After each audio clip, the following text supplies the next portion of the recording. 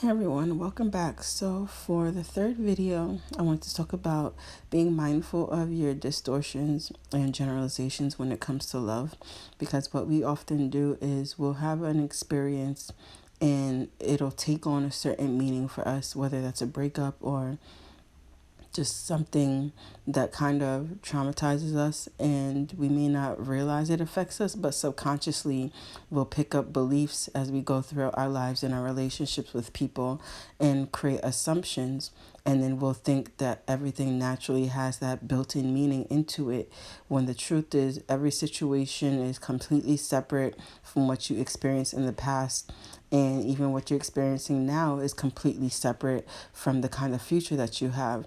So just in terms of relationships, that means you could have gone through a situation that wasn't how you desired it to be, but it doesn't have any basis, any weight, or any value in terms of how successful you'll be with the next person. But most of us will connect everything together and assume, okay, well, because I got hurt before, now I can't trust people, so now I have to act a certain way to keep myself safe and be on the defensive, when that situation didn't have to mean anything to devalue you or the other person, even though they might have done things that you didn't like. They weren't necessarily intentionally trying to hurt you. They just had their own belief systems that they couldn't act outside of. So they had to act according to what they believe. So if deep down inside they're insecure and they're not really conscious of it, they could still be acting from a place of, you know, maybe not sharing their emotions or not being open or comfortable being vulnerable. So instead they have to act hard and, have this protective layer where they don't have the self-awareness to be in tune with their emotions and express it and see that that can be a normal thing in a healthy relationship. But what I really want to continue on to say was that everyone naturally has their own bias. So it's not really something that we can actually control, but you can use it towards your advantage. And I'm sorry, because every time I'm trying to record, there's like cars driving by or some noise. So hopefully you guys aren't picking up on that. But yeah, like I was saying, we naturally have our own personal bias when it comes to certain things.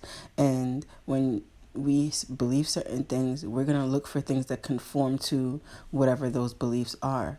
So if deep down inside you believe that love is hard, or love doesn't work out for you, or you just don't date, period, because of one time that you got hurt, and you carried that with you and made it seem like, okay, well, love equals pain, so I'm going to avoid relationships and not get anything that seems even remotely serious, and not allow myself to emotionally connect to people because I have this belief that love isn't safe, or I'm not capable of love. Or you might even have a belief where you don't think you're lovable. So naturally, someone who doesn't think they're lovable is not going to allow themselves to connect to people, not going to allow themselves to be 100% who they want to be.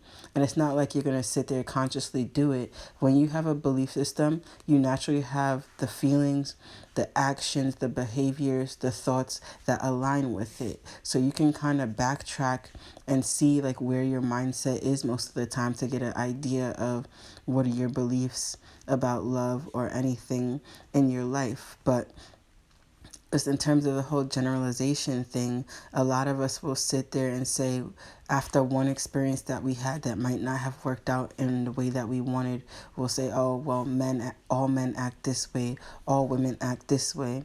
And nowadays with social media, you have more things being in the limelight, more of certain types of relationships getting attention, and then it's a conversation started online, and you'll see how many people actually feed into that belief system and are fighting against each other.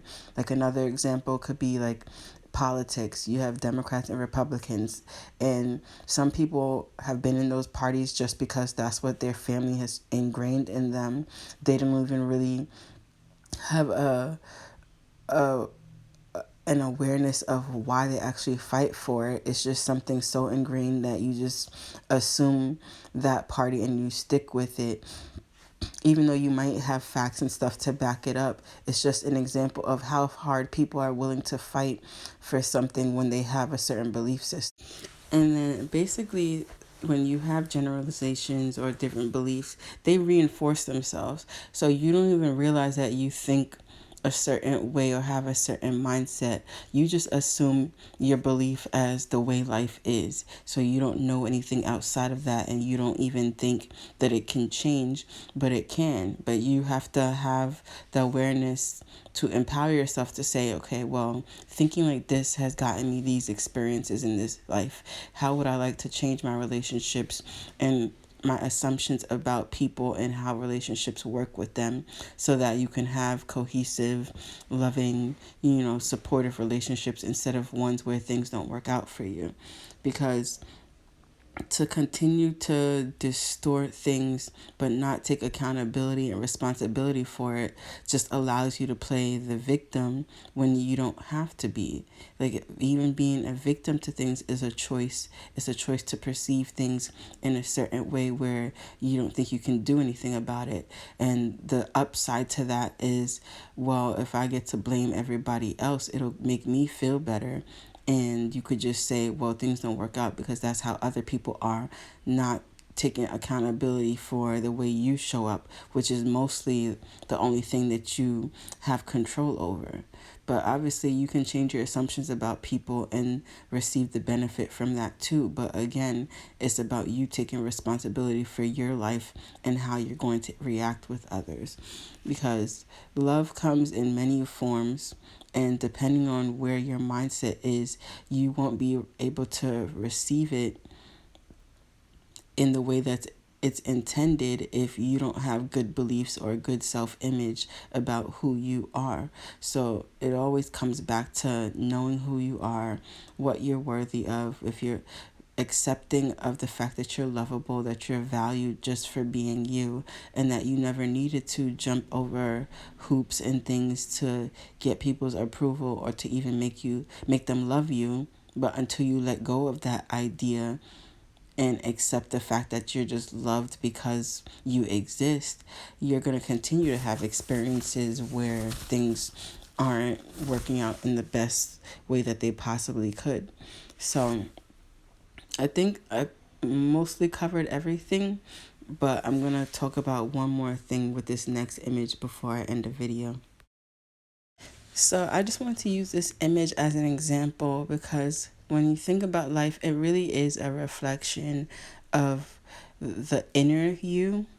And like when you see these mirrors, how they cause distortions, like in the car, like this when the same objects are closer than they appear, is just an example of how we distort things with our perception. Like we might think things are hurting us more than they were intended to, or even the fact that you think you can get hurt is a decision, and you can change that by deciding that relationships and experiences only help you.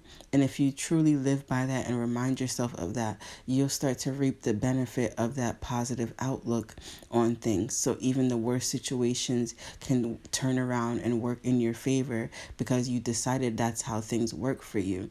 But again, everything is a reflection of you. So if you're not even aware that you have this power to change your mindset, it's going to feel like everything's out of control, that you just have to deal with things the way they are, and you're going to continue to experience more events, situations, relationships with people where you feel out of control. But until you recognize that's the message, and everything is deliberately showing you what you believe and your image of the world, yourself, and others, you should really just take the opportunity to reflect and see, okay, well, what was my response or takeaway from these things? And how would I like to have a different takeaway so that everything is beneficial for me? You set a lot of people off the hook and you set yourself free. And you can use distortions for your benefit, just meaning give it a positive distortion, like everything is working out for me no matter what.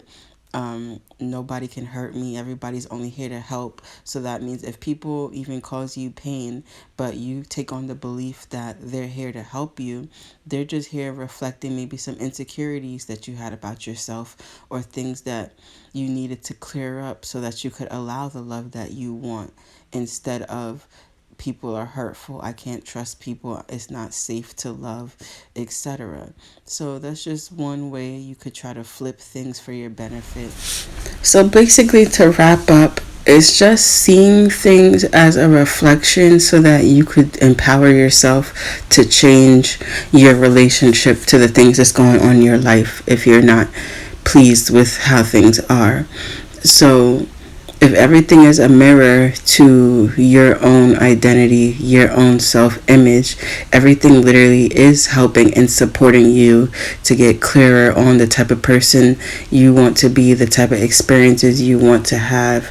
But it's really up to you, because once you start to accept responsibility and take control of things, you can't really go back to blaming or being a victim or feeling like you're not good enough, because once you know you're good enough and you have value, it's up to you to kind of remind yourself and nurture yourself so that you consistently feel that, or at least even if you feel down, you can talk yourself out of it without spiraling or feeling hurt, especially when it comes to love. Love is that power that can transform anything. So you just use that as something that's helpful instead of something to be afraid of expressing or experiencing to its fullest extent. So I think this is where I'm going to end this video. Just be mindful, be observant, and then you could give yourself the power to change. So I'll see you in the next one.